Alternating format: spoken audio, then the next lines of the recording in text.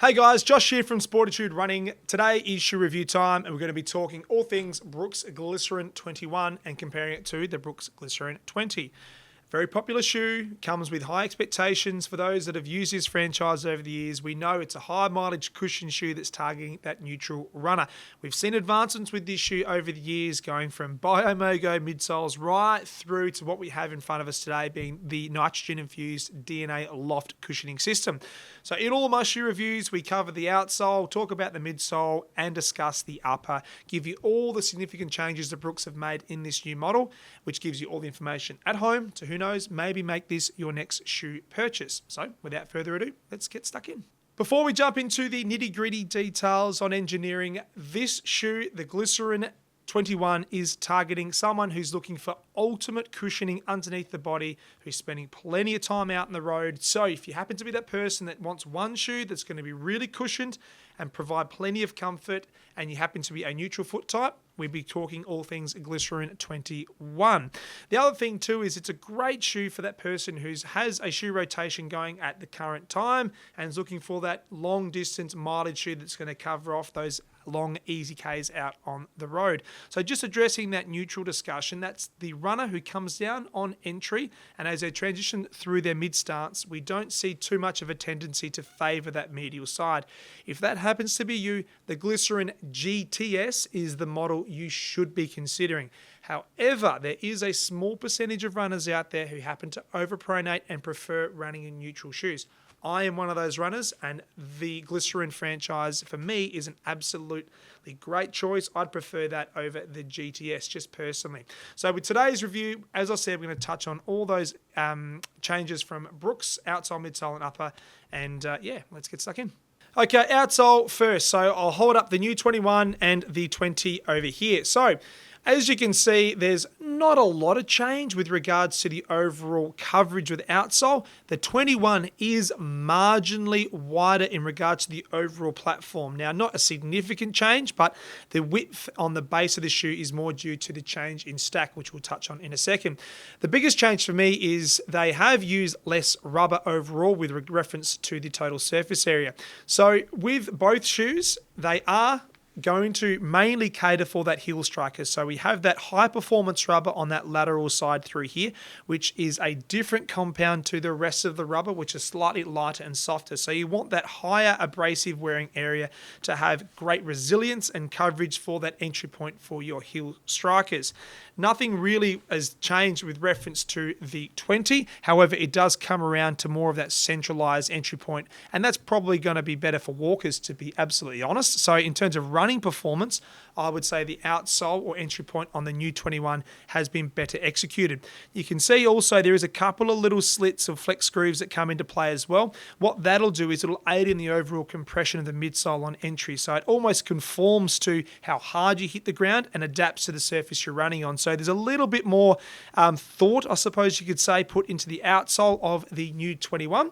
As you're coming through to the forefoot, that sort of nitrogen window, for want of a better term, is more down in this midfoot through here. That was to aid a bit of compression through mid starts. I don't think it had a huge performance benefit, to be honest, but what Brooks have done is they've transitioned it further up, just sitting before that first metatarsal joint. Again, it's not going to offer any additional performance in my opinion. And also with the flex groove change, you can see there's a little bit more effort has gone to making the forefoot a little bit more flexible. The horizontal flex grooves are called out ever so slightly more in the 21 versus the 20, which is on that lateral side of the forefoot is more of that vertical decoupled line. So again, the execution of outsole is more to do with the changes in the midsole, which we'll touch on in a sec.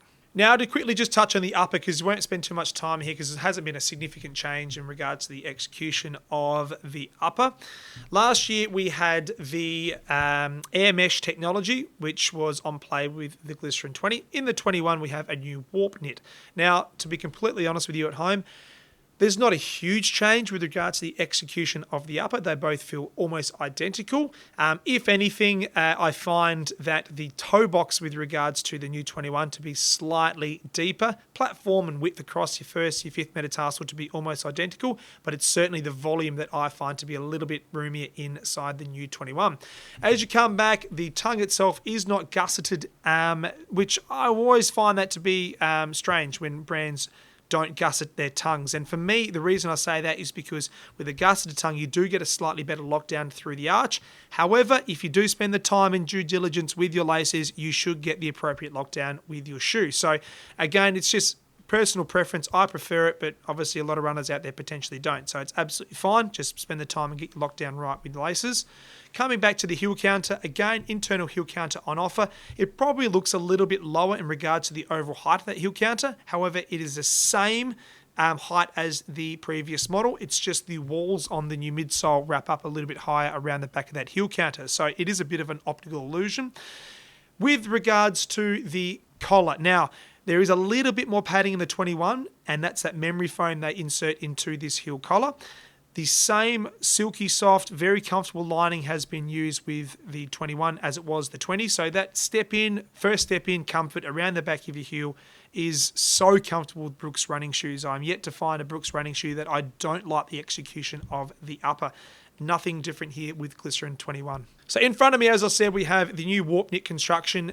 Brooks will be manufacturing their Stealth Fit models, and that is the same as what they did last year. They use the same platform with regards to their performance glycerin, and they just provide a knitted construction on top, which again, for me personally, if you're a runner, I would always opt for the standard Glycerin 21 or the Glycerin 20, and the Stealth Fit is a little bit more of a casual play, if that's probably the appropriate terminology. High performance midsole, but more of a casual upper.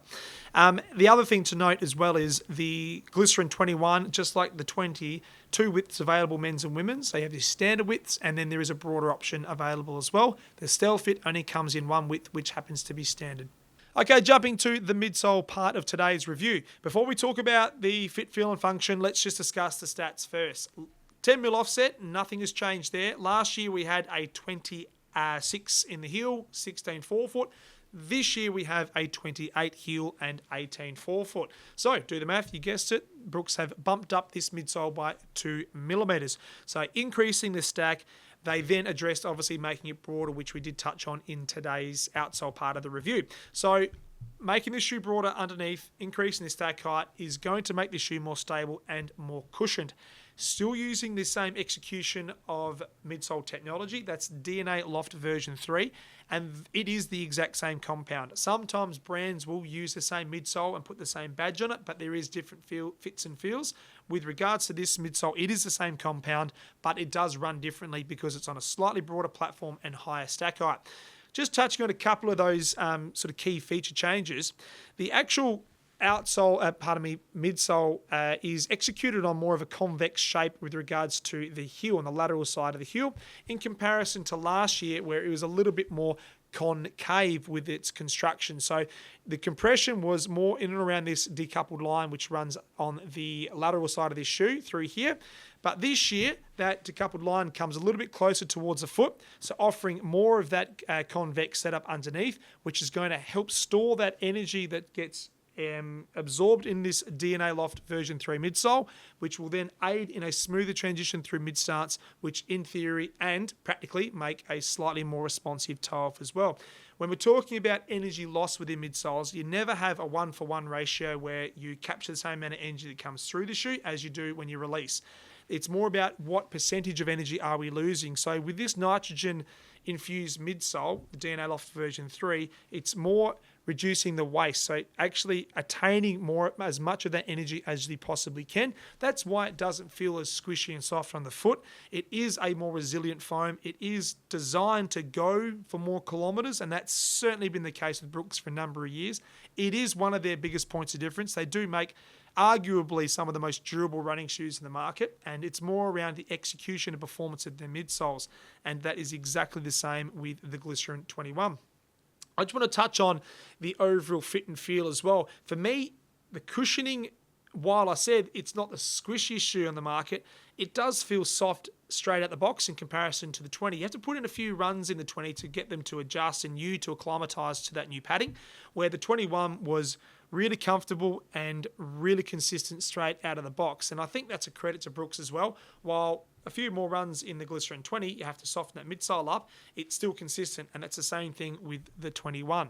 Okay, guys, let's summarise the Glycerin 21. But before I do, let's talk about the weight. It has gone up ever so slightly. So we've got 283 grams for a men's size 9 in comparison to last year, which was 266 grams.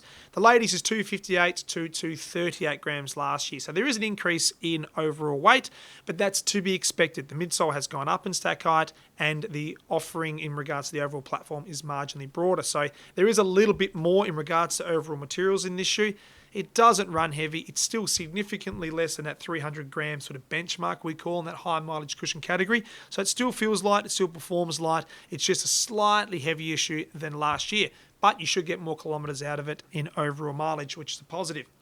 Okay, jumping to the overall summary of the Glycerin 21, let's talk about the likes and dislikes across some of the key features of this shoe. Now, for me, first things first, the gusseted tongue. It wasn't in the 20. It's not in the 21. I would love to see Brooks put it in. The overall comfort of this shoe, though, is plush and premium. Slightly deeper toe box, wider platform, which gives a little bit more wriggle room through the front half. And like all Brooks shoes, they execute that heel collar better than anyone. Very comfortable first step in.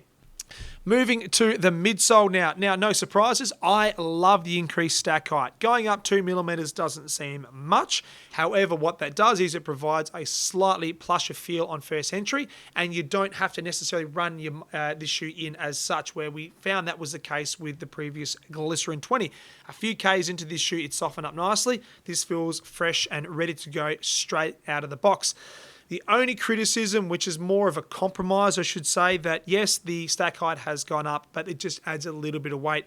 It's unavoidable, but again, if you had to keep the weight down by executing the same outcome, there would have been too many sacrifices made potentially in the upper, and the upper is so important to keep the foot on top of the platform. So again, I don't think they could have changed too much with the midsole by reducing the weight by going up in stack height. So I'd rather take the extra stack and sacrifice the additional weight. Last but not least, outsole. Now, visibly, there is less outsole on offer. Now, will that make the shoe less durable? I don't think so. I think they needed to keep the weight down in this area. So, obviously, addressing those high abrasive areas, which is where they put that high performance rubber in the back lateral side of the heel, in comparison to where they put it in last year's 20, had a little bit more coverage in regards to the overall outsole. So, making it a little bit lighter at the bottom is absolutely fine. The durability is going to come in the midsole technology, which is that nitrogen-infused foam.